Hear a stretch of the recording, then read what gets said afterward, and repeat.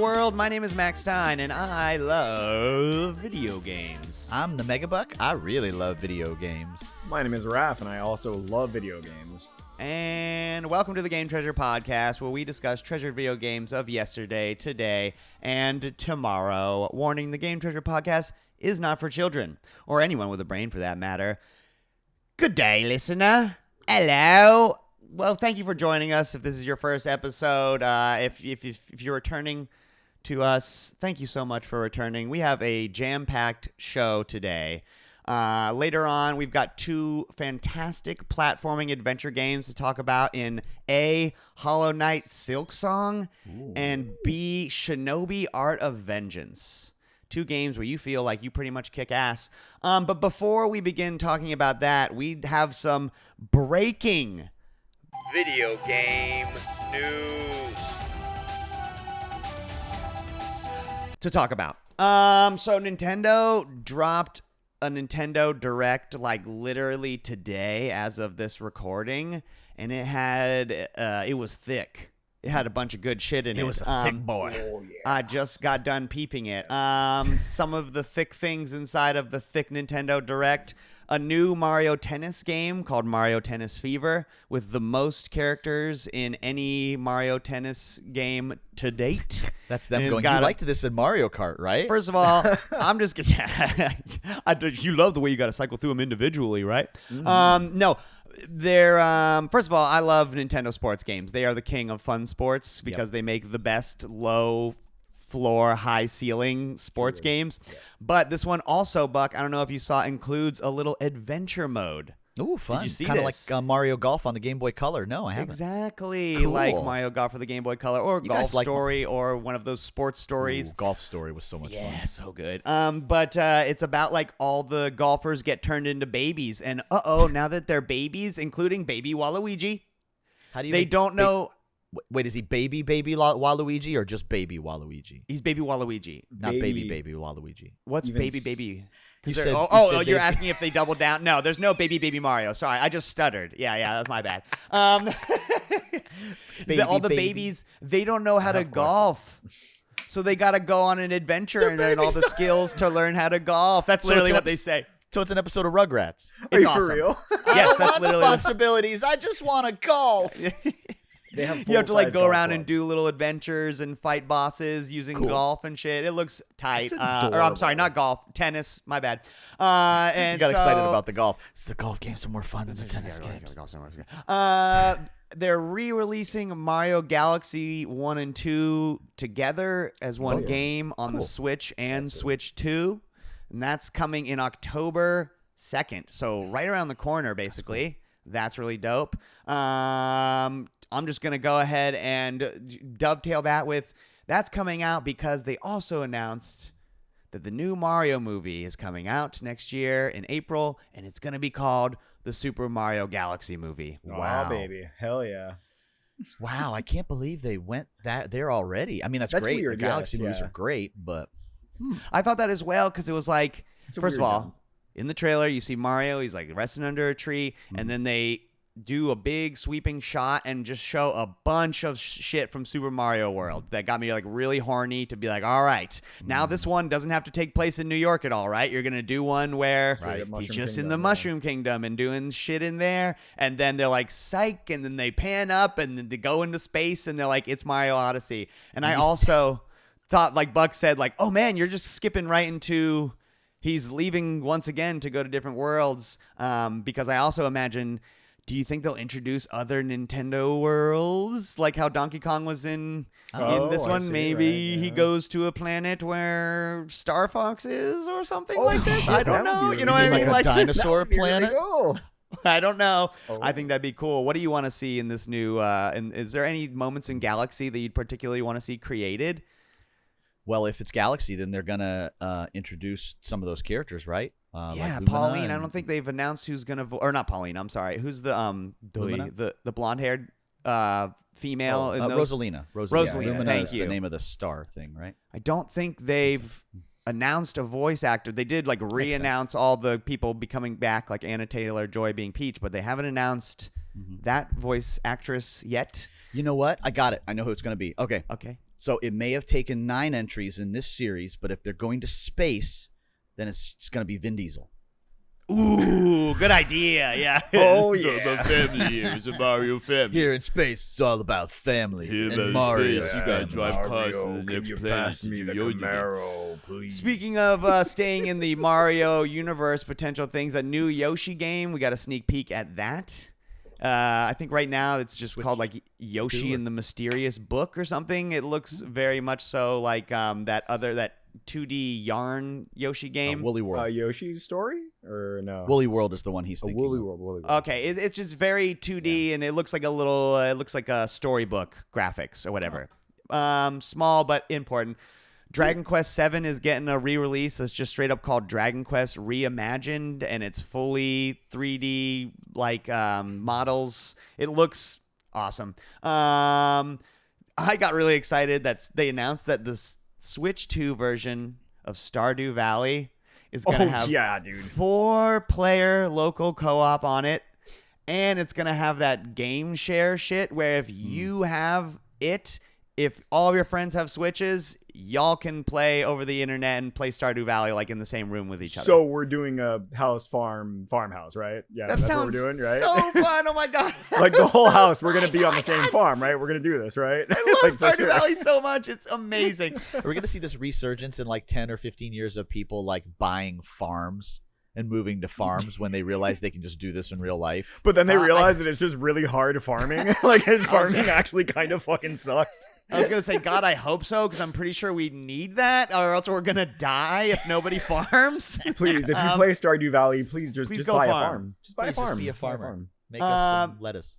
They did a trailer for the new Metroid, and Okay. the way it begins is you see an all red Samus, as in like in a new suit, straddle a motorcycle. Oh. And I immediately said, "What is this? What am I looking at? Is this the new? Why are you?" And it's Metroid Prime 4 Beyond. Apparently, it's going to have some sort of open world aspect, and with like big open spaces where Samus is riding a fucking motorcycle I'm around. And I was like, gonna "That's dislike a it crazy even more. choice." Yeah, I was about to say that is an even farther divergence from the what we're used to. That's crazy.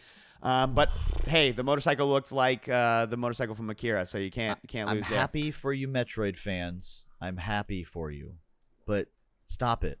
Like, don't make Grand Theft Auto a turn-based RPG. Don't make Metroid an open world sandbox game. Don't, like, I'll be honest with you, as a big Metroid fan, I'm not really super excited about Prime 4. I think it should be a that's a 2D game in my opinion. Yeah, really, what if I they don't know. simultaneously release like a DS like they kind of did when they did Fusion and Prime? That'd be cool. Yeah, that'd be cool. And surprise, we're making a follow-up to Dread, That would be tight. Right, Yeah. They announced a DLC for Donkey Kong Bonanza where you're going to fucking get to go to DK Island because, duh, like what the fuck? Why isn't it in there in the original? Why? Thank you. So that's cool. Because it's DLC, so now it's cost Yeah. you $90. And it also includes like this emerald hunting mode where it's just like, if you thought collecting was fun before, now collect with a stopwatch always over your shoulder. And I was like, okay, I don't know about that. I mean, when are you going to talk about the real announcement of the... I'm going to talk about it right now, bitch. Okay. Don't you dare jump over me. The Virtual Boy is coming It's to the clearly Virtual Nintendo's Console. true killer app, right? It comes, okay, this is how it goes. I'm watching the trailer, and it says, Virtual Boy is coming to Virtual Console. And I said, ha, that's funny. But obviously it won't be as, and they said, and also, and I said, oh my God, no. And they said, there's going to be a Virtual Boy peripheral. And then it's just sitting on the table. And I went, that, so they're going to say, and it's the same. And Is you it? put Oh. you slide, slide your Switch to, and basically have it 3 inches from your face. And you too can enjoy the horrible mistake that is the Virtual Answered my Boy. question. It's a Okay. Google Cardboard. It's basically a Google and Cardboard. a Labo and all the other stuff they Yeah. did. Okay, here's why I love Nintendo. Why Yes. I both love and hate Nintendo. They can't figure out online gameplay, but here, have an official replica of our biggest failure proceeds to sell out. It costs $99, and you matter. can't get them no more. The pre like, It's outrageous. Like you Have you said, guys ever used, enjoy our biggest flop. Oh my god, it's so incredible. I want to play it. Alarmo. Yeah. I want Did to you guys try ever it. play like the original Virtua Boy? No. I did, Yes. and it gives you a fucking migraine after about I 15 bet. seconds. Like it's bad. I played bet it the does. Virtual Boy in Super Potato before it broke recently. Oh wow, nice. Yeah, like Raph said, that was the biggest thing that I was saying for last. I cannot wait to go to Buck's house after he gets one, I presume, to play it. But do you have one of these in your collection? I do not have an original Virtual Boy. You do not, man. Wow. So Mainly because- none at retro. No, you're not getting yeah. not getting a Virtual Boy game. I also enjoy my eyeballs Yeah, me and too. don't right? like headaches. Yeah, agreed. All right, that is enough about the Nintendo Direct. I've had enough discussing the future. I need to go back in time, as we always do. We'll have RetroGameTreasure.com and the Megabus take us. The Megabus. We'll have RetroGameTreasure.com and the Megabuck take us on the Megabus. Back in time, Buck, can you please hit us? Choo choo, get on the bus, bitches. Let's go back in time.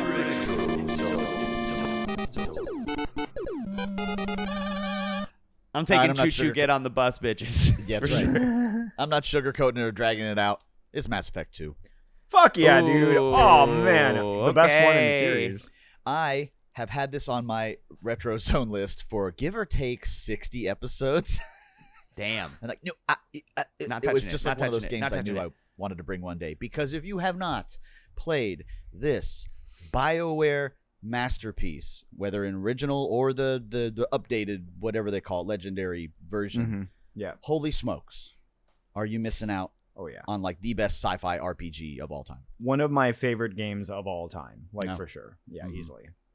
I'm going to be a guy here and say I like the first one a little bit better. Really? Did Wow. you play the original Holy or the remake? The original. Okay. Yeah. 'Cause the original I had actually some like the first quality of one, life too. stuff it really needed. Yeah, absolutely. In general, like they improved the quality of life by making it a cover shooter, so it just like Yeah. plays a little bit more like a shoot. Wait, hold on, Well, let me finish. no, Let me they- finish. Wait. sorry. Because if you've played the first Mass Effect, you might think this is quite clunky.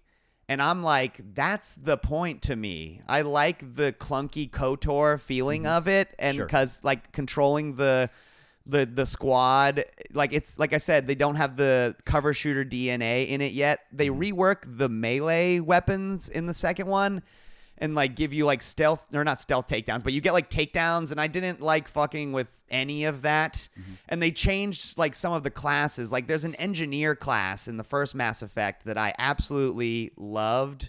And then in the second Mass Effect, they have an engineer, but he's more of like a melee stealth guy. And I was That's like, I don't true, really yeah. like that. I like just being like a guy who was good at opening chests and opening doors and like throwing grenades. It was just tiny little tweaks that made me like the first one more. But I will say that the storyline in the second one is much more expansive. Like the absolutely game is massively The huge. suicide mission, like the idea of the suicide mission and the idea of having to do all of your characters sort of like little side quests so that they all basically end up, I mean, spoiler alert, that's how you basically get them all to really survive the end, is doing all of their special missions, Yeah. assigning them to the right jobs at the end. It just felt so good. I've never played a game where the ending made me like, fuck yeah, you know, like just like, oh Yeah. man, I was And so you knew it excited wasn't about even the that last ending. one. I think the biggest change they made from the first to the second one for me was that bespoke ammo bullshit. See, I like that. I like Ooh, being like, I have a sniper specifically with poison ammo or something, and like I had little trinkety builds. You know, I liked the clunkiness of fair. the building. I will say, Mac, I do agree. I do like the absolute chaos of Mass Effect 1. Because, like, the firefights in Mass Effect 1 really, truly feel like, holy shit, what's going on? Like, if you're not careful, you're going to die very, very quickly. Like, you have far less survivability in Mass Effect 1. But I think, like, in the context of Mass Effect 3, because Mass Effect 3, they went full on, like, Gears of War, like, cover shooter. Right, like, right. they took away all of They the went- RPG mechanics. Yeah, they went way Yes. too far. I in the feel other like 2 direction. has a good even balance of RPG mechanics and shooter mechanics. That's why I Yes. like it so much. That's why I It's call my it personal favorite peak one in the BioWare. series. I What's think up? that's a. He said My- peak BioWare. My Yes. fun experience with this was I played the first Mass Effect, and I did not. What's the name of the first planet you go to when you're at the the capital? the But capital the city. city. Badingi, So I think. so I played the Oh, first Mass Effect 3 I on don't that know. capital for like a good 6-8 hours. You And talking about the I'm like, Citadel? Like the yeah, Citadel? thank you, Yeah. yes. Okay. It's been a while. Sorry, it literally been like a decade, and I'm Yeah. old. And I was like, man, when's the game start? This sucks. And I didn't play any more of it. And a month before Mass Effect 2 came out, I saw the trailer and I went, this game looks fucking awesome. What happened with the first one again? Oh, yeah. Oh, God, these elevators. And then I got past the Citadel and I'm like, oh, this game's fucking awesome. And I played Mass Effect 1. And then 2.5 weeks later, I played Mass Effect 2 back to back. When Mass Effect 3 came out, I was just as hyped as everybody else. And I did all the side missions, I got the whole thing. And I'm like 70, 80 hours into it. And you start hearing all those rumblings about the ending being terrible and the ending being a letdown. And I loved this world so much, I didn't want it to end. I never finished Mass Effect 3 on purpose. Ha, boom. That's literally a said, little here's loophole in the system. Here's the ending. I'm not going to finish it. I'm going to go do more side quests, and it's not going to end. The Mass Effect series doesn't have a shitty ending to me. There you go. You know, honestly, I don't mind the ending though. You know, I'm not to get too. I don't want to derail the conversation with a whole discussion about Mass Effect 3, but I actually really don't mind the ending to Mass Effect 3, especially when they revised it. They made it a little bit better, but I couldn't still get don't know what anywhere. happens. Yeah. I played You know, that's for I fine. think an hour somehow. I don't remember, and I was just like, not for me. Thanks. And I it's almost a like perfect strategy trilogy then. games. I love it. I love it. Is that an M for mature game? Oh, God, yes. Okay, I thought so. There's it would have, fucking. yeah, I would think so. Oh, my Oh, that's gosh, right, I you totally literally- forgot. Yeah. There's fucking. So if you are a RetroGameTreasure.com subscriber, preference-wise, sci-fi, Yeah. RPG, Yeah. action game, maybe RPG. We put it even, in right? RPG. It's And- got this. It's turn-based. Oh, okay, all right. To And me, that is. I mean, you can pause it and you can buffer. I consider that an RPG. play Xbox it, 360, M for mature. And PS3, Go yeah. now to www.retrogametreasure.com. Subscribe today, and you too could get your hands on a copy of one of the best live-action RPG sci-fi games that we've ever played in Mass Effect 2. We're going to take a quick break, and when we come back, we are going to talk about some more action games. We will be right back. We're at war. No one wants to admit it, but humanity is under attack. One very specific man might be all that stands between humanity and the greatest threat of our brief existence. All right, we are back, and we are here to discuss two action platforming light on the RPG elements games. First, let's go ahead and talk about a game that the whole world has had their booty holes clenched waiting for. Silk Song, Yeah. the newest game by Team Cherry and the sequel to Hollow Knight. Question, Raph, did you play Hollow Knight? Absolutely. Oh, Hollow Knight. Yes, I played a good. I don't know, like 3 or 4 hours of the game. Not a whole lot. I played a bit of the first one. Yeah. Buck, have you played Hollow Knight? Very, very briefly. Cannot I speak also intelligently have on it. only played Hollow Knight very briefly. I played bounced off. Ori instead. Oh, interesting. Ori and A much different vibe. No, Yeah. but that seems similar kind of game. Not to derail you, but there's only so many games. In my defense, Right. What did you think about Hollow Knight? Let's start there, Buck. What did you think about even the little time? Because I have an opinion on my little bit of time. What's your opinion on your little bit of time? Again, I didn't get too deep into it, and that's not fair on its part. But it just looked like another Metroidvania for me. I literally think it came out close to when I played Ori and when Bloodstained came out, and it's like I'm gonna play the one by Igarashi. Sorry, Yeah. or at least for me when it came across my radar. Yeah, Raph. I really did like it. It's just It seems like a game you would like. yeah, I've got does. other stuff going. So I guess to really like narrow it down, I'm more so actively, I guess, playing Hollow Knight. I suppose I just took a break from it. I guess you could say. A You're big like one. how people in Alabama feel about the Civil War. It's Right, not over. yeah, It's yeah, just yeah. on pause. yeah, exactly. Yeah, Just the Hollow Knight is longest on pause for me. ceasefire in military Yeah, just- history. You know, I started playing it and then I had other games that I was playing at the time, so I just never kind of came back to it. But I really did enjoy it. I like the esoteric nature of like the way it tells its story. It's sort of in a very, very sort of what's the word I'm looking for? It doesn't tell it outright. It's sort of just implies things, and it everything is told through visual storytelling, I guess. There's stuff that's Contextual going shit, on in yeah. the world. Like I Dark really Souls. enjoy it. I really do enjoy it. It's a little gray, a little drab, but I think it's beautiful in its own sort of way. That's part of the art style, right? And I heard it also- gets more colorful later, but yeah. I bounced off of its drabbiness as well, and I do have a specific memory of just because I believe I played it on Game Pass, like gave it a shot on Game, and I just remember being like, it's just too hard for a game where you have to trek through. Like, I love Metroidvanias, I love action games. When you put them together, if the mix ain't right, and you're making me do this really, really hard thing over and over and over again, it can get kind of frustrating. Yeah, and I just remember being like 2 hours in and just like not having like the map when you start in Hollow Knight is just sort of like the most generic. It's just like a generic scrawling of the shape of the room that you're in. You don't have a little spot to tell you where you are. Yeah. And so you're just like, where do I go? Like, what do I do? And then when you hit a hard enemy and die, you're just like, oh, well, do I even go back? Because it's not like in Dark Souls where you just like sort of walk there. Like, you have to platform them there. Like, there's spikes and shit and enemies you got to jump over and jumps you got to make. You know what I mean? There's more to it. Yeah. It's like how it's tolerable in Animal Well because there's not a lot of enemies around, so you don't mind doing all the platforming. This is like there's a lot of platforming and enemies. Like, what the hell? So that's why I bounced off originally. But so Silk Song, they haven't changed the formula up too much, I don't think. Again, I don't have much exposure to the original Hollow Knight, but I will say I'm having a lot more fun with Silk Song for reasons that we'll describe now. So I like the splash of color that you have on your dang main character. You like Hornet's little shawl red she's cloak. wearing. It's like Graf said, the whole game's aesthetic is like you're underground and it's bugs, so they're all like gray and black and beige, you know what I mean? And it's just like, ugh. And in the Hollow Knight, you're a white bug with a black cape on. So at least in this game, you have a red cape on. You know what I mean? I'm sorry, and not it's to in Silk Song. mention that they also immediately, like right at the start of the game, they subvert your expectations. You were playing Hollow Knight. Hollow Knight is gray and drab from the very beginning.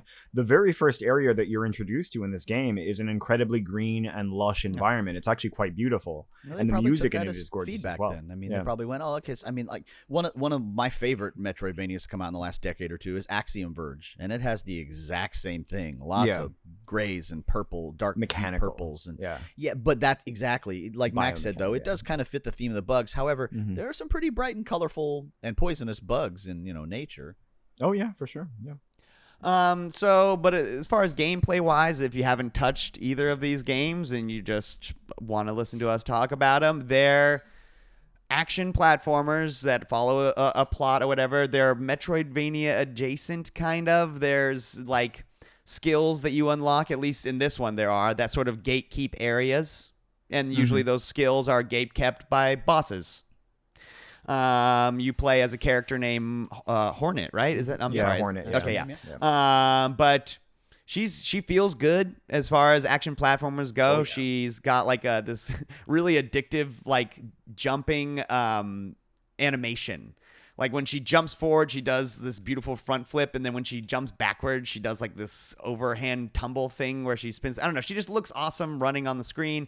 She's got this really cool downwards strike that you have from the very beginning of the game that you can like use to bounce off of enemies, and if you're like with it enough, you can like chain them together, like bang, I've seen bang, a lot of that. bang, That's cool. bang, and just keep bouncing it. I don't know. It That feels anime- good. Would you agree, Raph? I would absolutely agree. And actually, I'm going to send you guys just a little link to a video on Reddit that I found. Yes, that I was just about compares- to mention this. Yeah, the movement it that Hornet does where she moves and then It's- turns around backwards. It's the same as Alucard. the It's kind of a exact reference same to animation. I mean, the right. pacing, the speed, everything is exactly Wow, the same that as Alucard and explains Symphony a of the lot. Night. Yeah, that's one of the things about this game that I really dug as an improvement. It's one of the things I put in the pros column is that Silk Song feels fantastic to play. Hornet's a lot more agile than the Knight, which makes for some really interesting approaches to combat. A lot of people complained about the diagonal pogo. Because the pogo in Hollow Knight is a straight down pogo. It's a diagonal one in this one, and I actually really like the diagonal pogo because it made for some situations like that first boss fight with the Bell Beast. There were times where I figured I could do a pogo and then immediately go into a pogo in the opposite direction as he's running past me, and it felt really good. Well, I like DuckTales, and I want the straight down pogo back. You know what? And I heard that Fuck there off. is you can change the weapon, some of the stuff with the weapons later on, and you can get a different moveset which does have a downward pogo or something like a That's downward cool. pogo in there as well. Hell yeah. Which is cool. Yeah, I like it. they give you You options. unlock other like tools like throwing stars and you get this fireproof cloak that this guy is selling. I wanted to stress this. One thing that I think has helped me get through this Hollow Knight Silksong versus Hollow Knight is that in this game, I don't know if this is true, if I didn't get far enough in Hollow Knight, I guess, but there's a merchant that you will come across within the first hour of the game. It's a lady who's singing, and she sells the map to the area that you find her in, as well as the thing that basically puts your icon in the map so you can actually know where the fuck you are on the map, so you can use it, like a map. And then the icons that show you where things like fast travel points are and where benches to save are. It's the same system as Hollow Knight. It is. Yeah, You they have the buy same that thing. with this currency that is like these beads that certain enemies drop. Do yourself a favor. Yeah. When you start this game, just loop Buy the in compass. that area over and over again, grinding those enemies to buy all of that stuff. Yeah. Because then you can actually play a Metroidvania. Right. Because otherwise, when I was playing this game for like the first hour, Raph came in and saw me and he was like, "How is it?" And I was like, I don't know, man. It kind of feels like the last one where I'm just like, I don't know where the fuck I'm going. I don't know what the fuck I'm doing. This map is illegible. I don't know where I am on it. I don't know anything. This is very frustrating. But once I got those map items, it just became another pretty good Metroidvania with really good combat and, a fun design. You still have to buy the maps and stuff like that. But honestly, the first thing you should buy, the first thing I bought was the compass, the map for the first area, and the feather, like the quill. That makes it way easier. But yeah, that system did actually transfer over from Hollow Knight. If you play it far enough in, then you eventually can buy stuff like that in Hollow Knight. Yeah.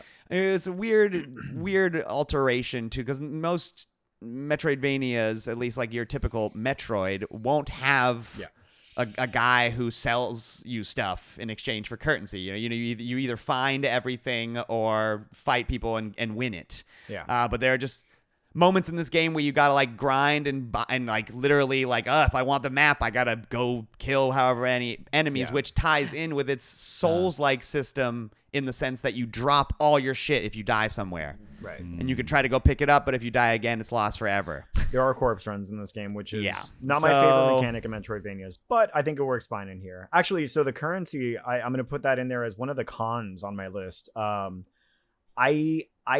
not super fond of it. There's like two different currencies that you have. There's like the beast shards when you kill things. Most things when you kill them drop beast shards. But I found that at least early on in the game, there's not a lot to actually spend them on. Right, I know, I guess tools later or- on there is, but and then the things that you buy, like from the merchants, are bought with the rosary beads, which are actually quite sparse. Like they're pretty sparse. Like it's Most enemies will drop like 3 or Right. 4, and you that's- have a thing that's just like 120 for And a I key, found- and you're like, oh, so to yeah. get to the area, I have to farm guys till I have 120 beads. Yeah, I'm so I like, don't like that as much either. See, what I was going to say before was that Metroid is kind of the king of you find it all, right? Yeah. There's no shops, there's no stores, anything else. Whereas a lot of more modern RPGs and some of them, like Guacamelee and some of these others, like you earn and buy, you have a mixture of. In the case of like Symphony of the Night, for instance, because we'll reference that anytime we talk about a Metroidvania because it's the king. Right. Most of the things you buy are like bonus things, like they Right. give you extra added bonuses or a Like a weapon that does weapon something or a special cape. and Yeah. it does something special and neat. It's not something required. It's something that augments the game and changes it or makes it fun or changes your run or whatever else. I like that aspect of it a lot more than you're required to go get this to unlock these areas you have to go to or bonus areas. That's it's a little grindy. I don't want a grinding in my. That's kind of the that too. Souls-like side of it bleeding into it, because I know like I'm currently playing Dark Souls while I'm doing this, and it's also that there's literally certain Do you hate items. yourself?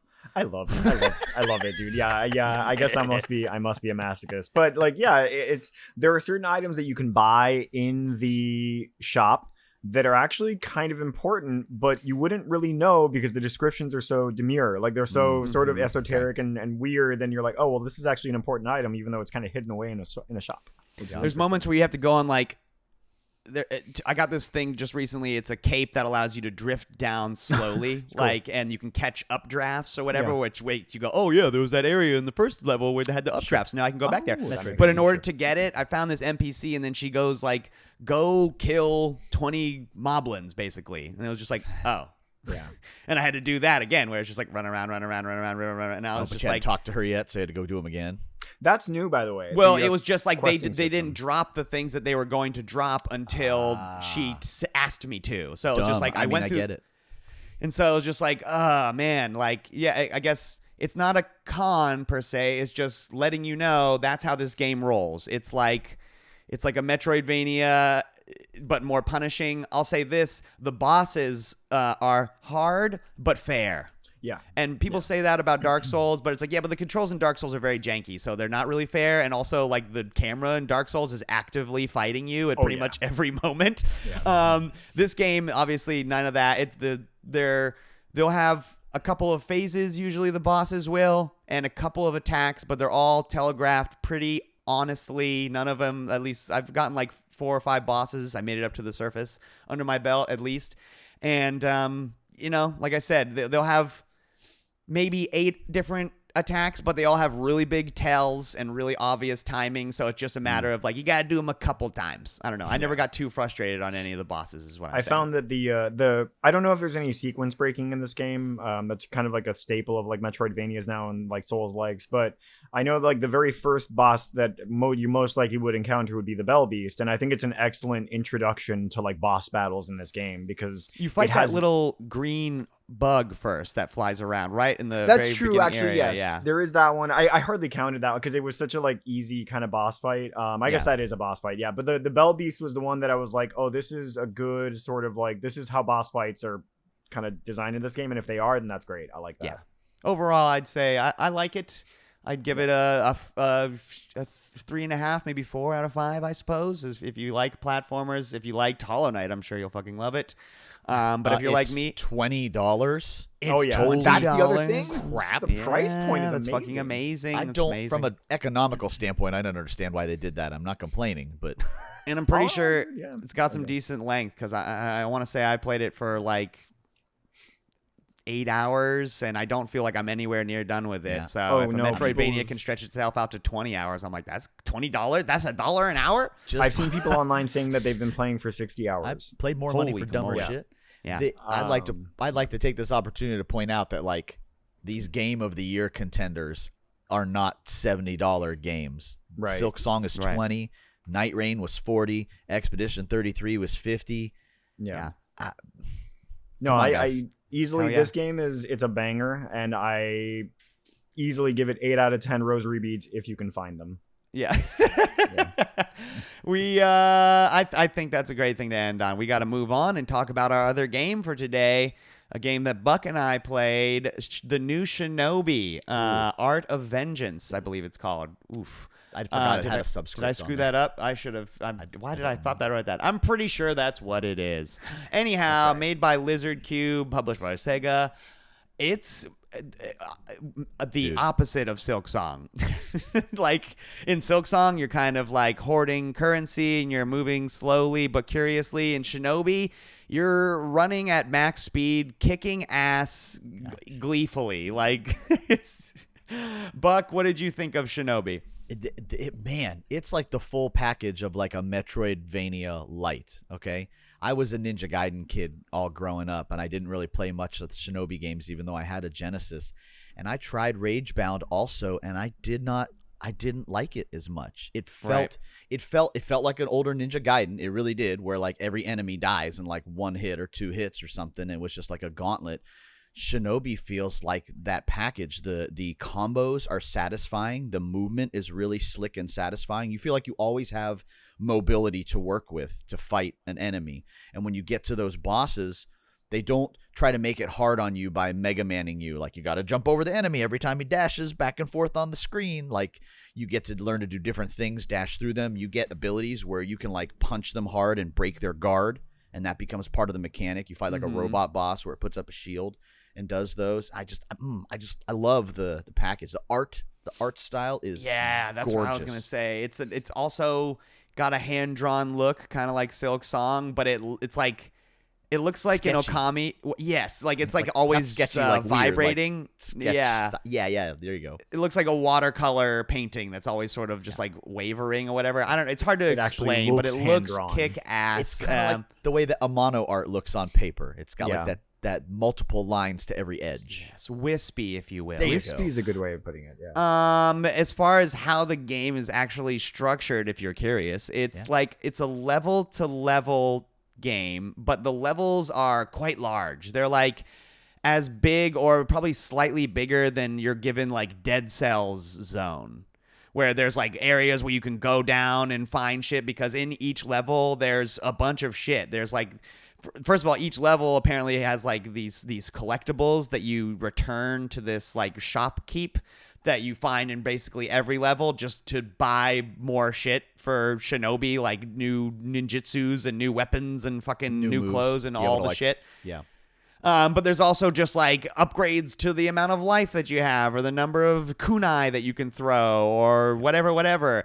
So you go through each level, and then you can go back to levels, because there will be areas in levels that have Metroidvania style, like locked out zones that you need stuff from later levels to get to. It was funny. It recommended this to a different game to me on Steam. You know, Steam does the thing that says, because you played this and this. Yes. And it recommended which I own, the Castlevania Dominus collection, that DS collection of those.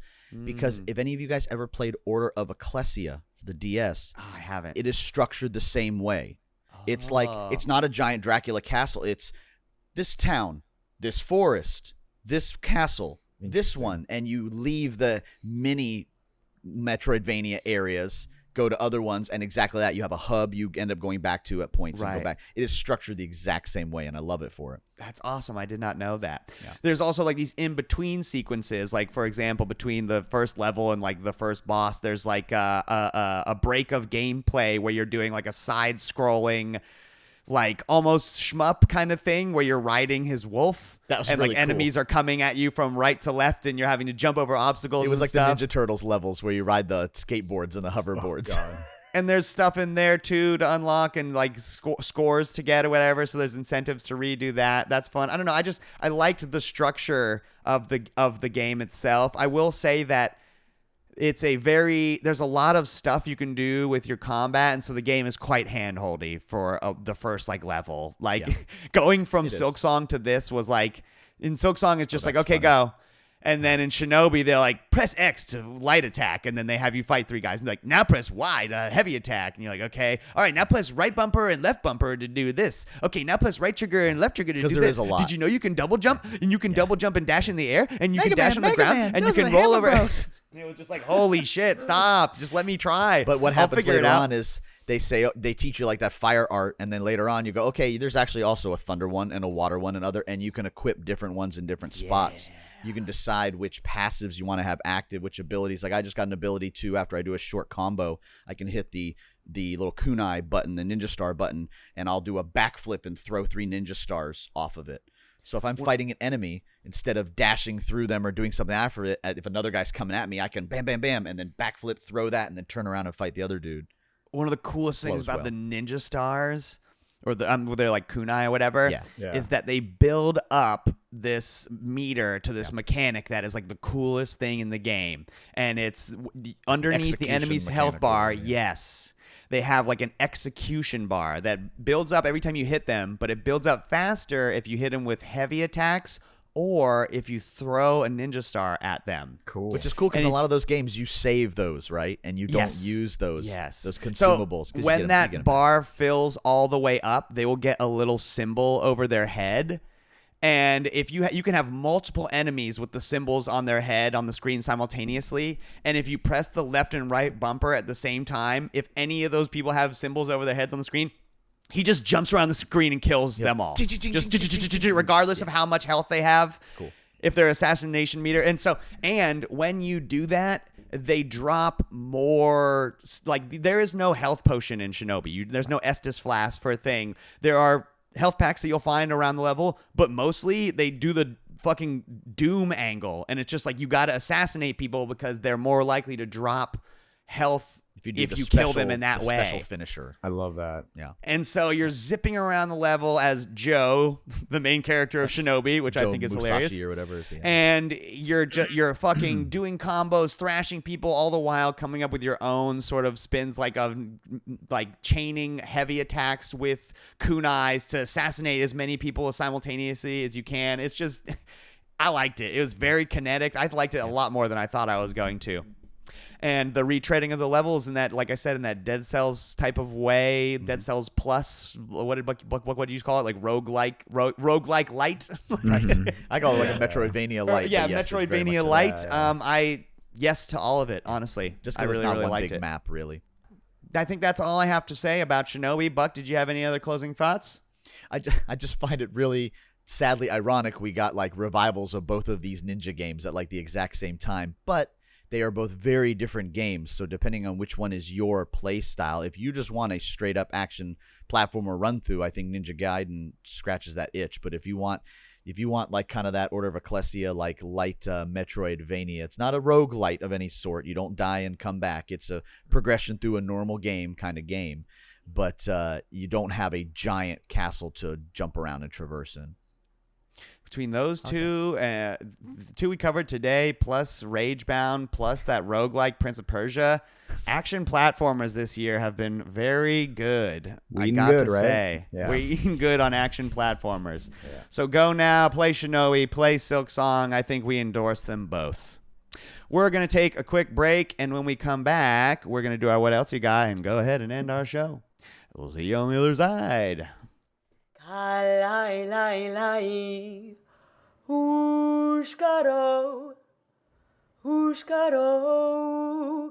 Okay, we're back, and we're here for our What Else You Got, the segment of our show where we can bring anything to the table, be it video game or otherwise. This week, I have an anime. On Crunchyroll, I have been watching. I watched the first, I want to say 4 or 5 episodes of Gakiakuta. Gakiakuta. Gachiakuta.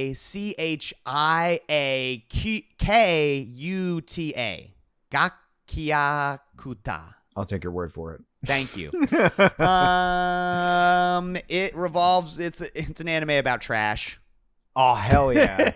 Cool. Fuck It's, yeah! it's made by this female mangaka. I forgot to write her name down. I'm terrible, but it revolves around this young boy who lives in like this utopian world in which he lives in like a city that is sectioned off. Like it has a sectioned off part of it that's sectioned off via this giant wall, and it's like all the people on the inner part of the city all have like this pristine lifestyle where they all wear all white clothes all the time, and like the number one thing they basically cue you in the first episode is like they all hate being dirty. They hate trash. And then everyone outside the wall is just like filthy disgusting. And like it's like there's this underlying plot about like basically like if you do a crime or something, you get sent to outside of the wall, and then your family can never return. Like for as long as like your family line, your lineage, you're like forever marked an outsider banished, or whatever, and you can't ever be the clean person. So the main character is a kid who lives in the trash world, and he like moonlights as like a trash thief. In other words, like the fancy like all white society has like these holes in the ground where they all like reluctantly throw their trash, and they're just like, oh, it's disgusting. And like the main character literally monologues about how like people don't give a fuck about when they throw shit away. Like they have these things that they love. It's I'm gonna go on a diatribe here, but it's really cool. It's like there's this scene with a girl, and she has a teddy bear, and there has a minute flaw in it. And instead of fixing the teddy bear, the fancy people who hate trash just go, oh, we'll throw it away and get you a new teddy bear. And so they put the fucking teddy bear in the trash, even though there's barely anything wrong with it. And then this character has this monologue where he's just like, the line for people on this, in this part of the world between like valuable and trash is paper thin. Like they don't give a fuck about just never like dropping this off in the trash can and pretending like it doesn't exist anymore. But guess what? It does exist. It exists where I fucking live. And so he goes into their dumpsters at nights and like picks all the good trash out. And he has this mentor guy who is like a father to him, but his father was killed when he was very young because apparently he was some sort of criminal. Oh, but his mentor sort of leads him to believe that that is not really the case. But it's too late because literally in the first episode, his mentor gets killed. He gets framed for it, and then he gets dropped into this pit that exists in their world where if you like commit a heinous crime, like murder someone or something like that, they literally just like hang you over this bottomless pit and just drop you into it. And nobody knows where it goes, and da-da-da-da. And so turns out it goes to like paradise, and we've been throwing all the criminals. I was waiting for that, honestly. In the first episode, he gets sentenced to get thrown into the pit, and I was just like, holy shit, like what is going to happen? And it turns out that there's just like a whole entire trash world down there. So as he's like all strung up, he like makes this vow to kill everyone. Like he just like even his own, because his own trash people, once he gets like framed for this murder, are like, oh, he's a murderer, what a piece of shit. And he's just like, you're gonna believe these fucking guys? Fuck you too. And so he's just like, before he goes down, he's just like, I'm gonna kill all you. And then like as he's falling, this like spirit of vengeance or something takes over. I've only watched like a couple episodes, like takes over his body. So he lands down at the bottom of this trash well. And there's like a whole ass Sandland style world of trash down there. So it is Australia. And of course there's yeah, everybody knows how famous they are for accepting trash. Come on. Kangaroos put it in Gotta the go pouch. for that And of low-hanging course fruit. down in that trash world there is a Bleach like style like organization of dudes called like cleaners that have special powers that fight monsters that are made out of trash that come Perfect. to life down there. I was gonna make a Fighting Foodons reference earlier, but crazy, you just dude. You just Fuck yeah. confirmed it. Turns out the main character basically he has this power to, in Japanese like Shintoism, they believe that if an item exists for long enough, it like gains a soul. So like if a rock or a mountain, they might have a soul because it's been around for like long enough. So this character, the main character who is like obsessed with keeping objects and restoring them or whatever, has like the power to unlock the soul of well-kept objects. So like in the first episode, he like finds a tire in the trash and he like grabs it and then does this crazy thing and it turns into this crazy bladed spike wheel thing that he uses to fight with, and then he throws that away and then he grabs a link of chain and he turns that into a weapon. And the art style in the show alone is reason enough to watch it because it looks like some Studio Trigger. Like it's just insane. nice. And it's just people fighting with trash. It's wild. It's right up my alley. Gakyakuta. Check it out on Crunchyroll or Hulu if you can. Yeah, really, really crazy fucking anime. Buck, what else have you got for us this week, sir? Welcome to the part of the show where me and Raph just talk about Night Rain. I'd love to laugh, but I hope everyone likes Night Rain. Deep of 'Cause if Night not, mode. here we came go. out. Deep of Night mode came out this past week. Yeah. As of this recording, it was a couple days ago. Oh my god. Explain the what it gift is. That keeps on giving. So they've added a new mode to Night Rain called It's Deep the of ranked Night. mode, essentially, yeah. Where you start at level 1. It's kind of sort of an MMR ranked kind of mode, but not. But it is because you're on teams. You're not against other players. Right, yeah. And you cannot pick the shifted earth. You cannot pick what boss you're going up against. You just pick your character and your relics, and you go in with your team, and then it shows you what boss you're going to be fighting on night 3. A handful of the enemies are harder on night 1. Some of them have like a red kind of husk to them, and that enemy is like triple as hard, like health-wise and damage-wise, but can drop a special item. Yeah.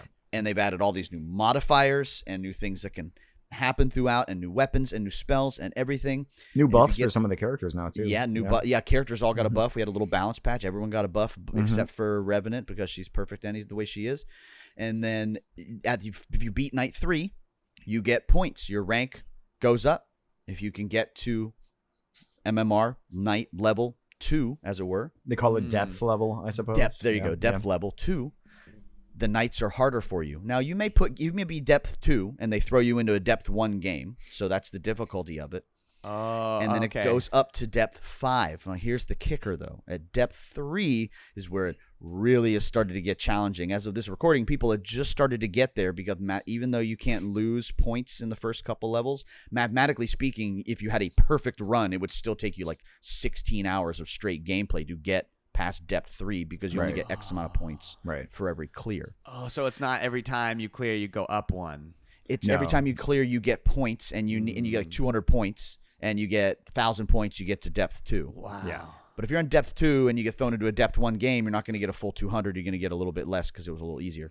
They never throw you above, but they'll throw you not below? as yet that I've seen. I don't think so. Okay. No, which I think would be fucked up. I think where the MMR portion works too is that you get placed with people who are in the same depth as you. Right, if it can, or lower, I think. Right, yeah. But if we're on a team and we have a huge difference, like if I'm depth 1 and you're depth 4, Buck, would it put you in one with me? Oh, like I if we didn't played think about together? Yeah, I think so. Yeah, it chooses what depth the run is going to be. It doesn't like average it out because I'm a 2 and you're a 1 or whatever. Okay. But here's the kicker, which hasn't quite come out yet. It will as of this recording. This might be a little bit outdated by then, but no one's really gotten to depth 4 or 5 is. And here the thing is, when you get to depth 4, the runs become endless. Yeah. You beat the boss at the end of day 3, and then it starts over again. Whoa. So how do you beat it? Well, Keep I'm kicking your imagining every points. boss you beat, you get more points.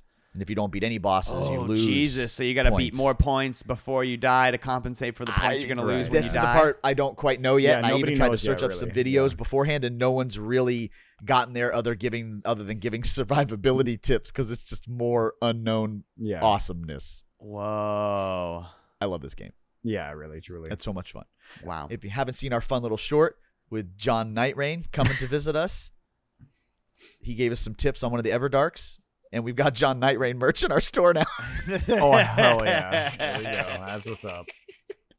The eye cowboy hat, Night Rainin. Nightrain, that's Go right. now. No, not even a TM. We on got to it, get 'cause to it's like a Nightrainin, which is custom made invented. cowboy hat. Honestly, that'd be great. We got a good. John Nightrain's got a nice cowboy hat. Yeah. And then I also have been watching the Twisted Metal show, Cool. which has been pretty fun. It's been fun to see their twist on Calypso. The season 2 season 2 is just the tournament. Like the whole season 2 is just the Twisted Metal tournament. They brought all the characters that survived season 1, Sweet Tooth and John Doe and all of these, and a bunch of some new ones. And they brought some in. Dollface and some others show up here in season. Mr. Grimm show up here in season 2. Shit. And then we got to episode, I think it is 9, where my son, who's watching it with me, learned about the Happy Days reference, jumping the shark, Oh. Oh, no. when there was a prom night episode. What the hell? Where John Doe and Quiet and Mr. Grimm and Sweet Tooth and Mayhem all go to the prom. I haven't seen the show to know if it's out of context, but if you say it's bad, I'll take your word for it. I'm not saying it's bad. I'm actually saying it was actually really good up until that episode. The cliffhanger at the end made me go, okay, I think you reined it back in. But did they order 12 episodes and you went, hey guys, I only have 11. What do we do? Make them go to prom.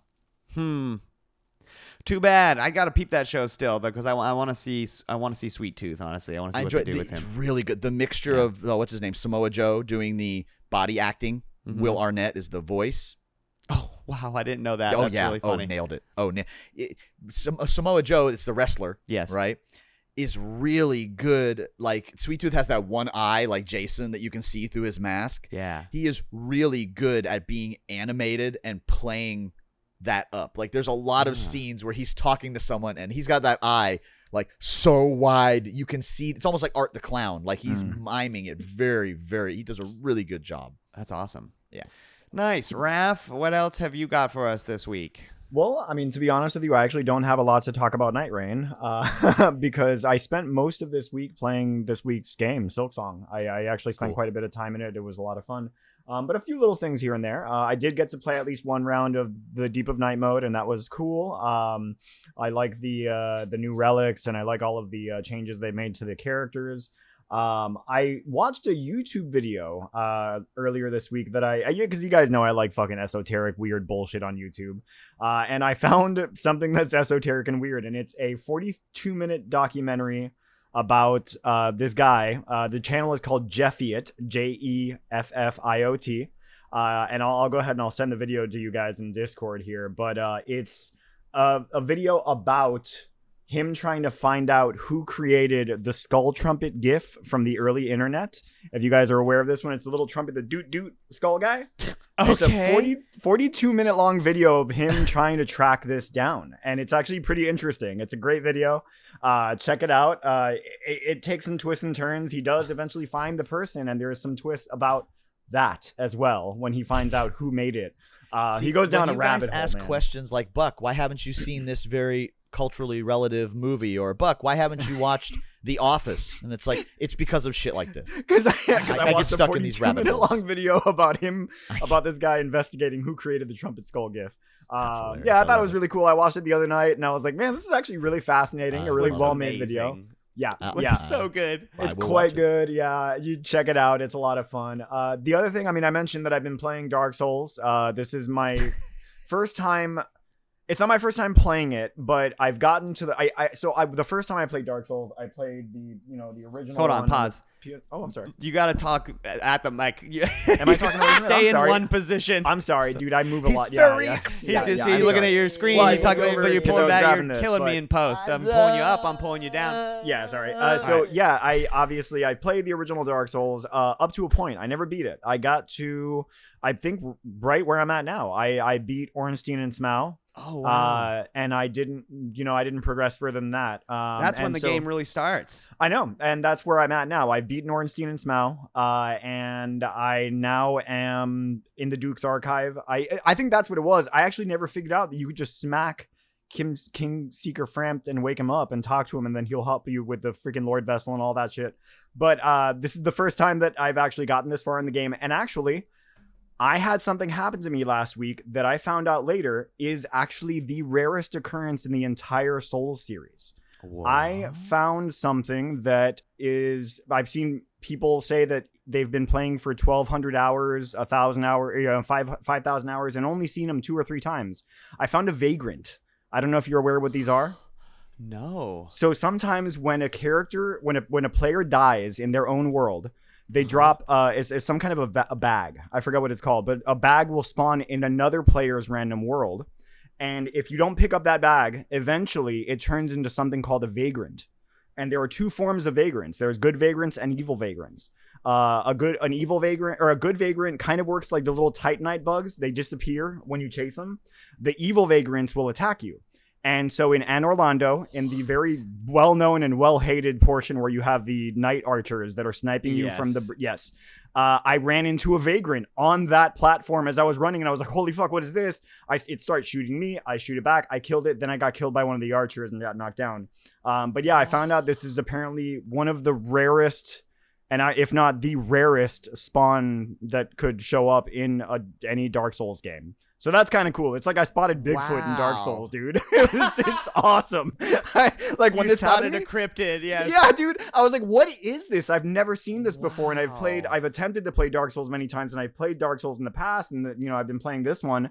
And yeah, this is the first time I ever saw it. I looked it up and I was like, holy shit, I just saw a ghost. Essentially. I saw have Bigfoot. I never saw UFO, seen man. this. Yeah. Yeah. What the fuck? Yeah, dude. Yeah. I ran into it right in Anne Orlando. Wow. Yeah, and that's what I got. Amazing. That's what I got this week. Excellent. A once in a lifetime. I love it. Yeah, right. Yeah. Well, that does it for another episode of the Game Treasure Podcast. Thank you so much, dear listener or watcher, for listening and or watching. You can reach us at our email, gametreasurepodcast@gmail.com, with any questions you may have for us. Make sure to check out our live streams over the weekend on YouTube and Twitch. We'll be playing Baldur's Gate. We're playing Peak. We're playing anything, the new hotness, whatever. Check it out. Pretty pleased with Sugar on Top. But even more pretty pleased with Sugar on Top, you should head on over to our merch store, which you can find at our Linktree /the GTP, TGTP, where you can buy your exclusive John Night Rain merch. You got King of Video Games merch. There's every stupid joke we've ever made. We got great shirts for it. Check it out. And you can also find our Patreon there, patreon.com/the GTP, where for $5 you can get access to our bonus content. Right now it's our UFO 50 Deep Dive special. You can find links, like I said, linktree/the GTP. We want to thank Crunkwitch for the use of our theme song, Clash of the Droids. You can find their music on Apple Music, Spotify, anywhere you can find music on the internet. Check it out, because we like them. We're personal friends with them, and they're our friends, so go listen to their music. And last but not least, we would like to thank RetroGameTreasure.com. That's right. A service owned and operated by the Megabuck himself. Retro Game Treasure is a subscription box that you get that helps you grow your ever-beloved retro video game collection. So no more hunting, no more guessing, and no more wasted time. Instead, RetroGameTreasure.com subscribers select from a wide range of consoles and gaming genres to collect from. Then, at the end of the month, Buck hand packs a custom box just for you, filled with the game genres that you love for the systems that you have. And guess what? They're yours to keep. And don't worry, he keeps track of all the video games that you have already, so you never get a repeat game. Also, it's the easiest place to start collecting a new console. You simply go over to their new console page, you go over to their console shop page, where you can buy new and refurbished retro game consoles. Then you head on over to your personal preferences settings, tell Buck you got that console now, and then boom, those games are getting drip fed to you every single month. It's the easiest way to collect retro video games, so go now. Start collecting games the easy way with RetroGameTreasure.com. Buck, do you have a list of new subscribers this week? This week we welcome Joe Weaver, Ryan Grissett, Brian Jones, Jonathan Stewart, Kirsty Alvis, Daniel Xavier, Thomas Damore, Michael Basilio Quigg, Chris Sarvnock, and Jeremy Vitito. Thank you so much for subscribing. It means a lot, and it sincerely helps. And thanks for listening. Until next week, my name is Max Stein, and I love the Game Treasure Podcast. It's so bad. It's so